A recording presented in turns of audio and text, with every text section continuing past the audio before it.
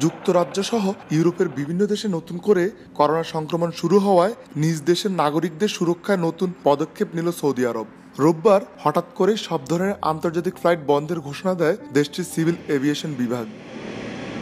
এক বিজ্ঞপ্তিতে বলা হয়, আগামী এক সপ্তাহের জন্য সৌদি আরবের সব ধরনের আন্তর্জাতিক ফ্লাইট ওঠানামা বন্ধ থাকবে। এই বন্ধের সময়সীমা আরও এক সপ্তাহ বাড়ানো হতে পারে বলেও জানানো হয়।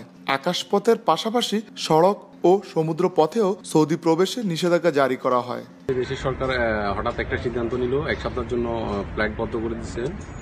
এটা তো রাষ্ট্রযন্ত্র দেশ, এখানে তো আর কিছু বলাও যায় না। এর আগেও করোনার কারণে 15 দিনের জন্য বন্ধ করে তো লং টাইম বন্ধ রাখছে, দাপে দাপে এটা করছিল।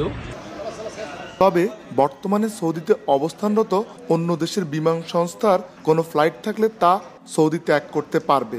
জরুরি প্রয়োজনে বিশেষ বিবেচনায় যাত্রীবাহী বিমান পরিবহনের ক্ষেত্রেও এই নির্দেশনার শিথিলতার কথা জানায় সংস্থাটি। কার্গো বিমান এই নিষেধাজ্ঞার বাইরে থাকবে। এছাড়া 8ই ডিসেম্বরের পর ইউরোপ থেকে যারা সৌদি আরবে এসেছেন তাদের 2 সপ্তাহ সেলফ আইসোলেশনে থাকার নির্দেশ দেওয়া হয়েছে।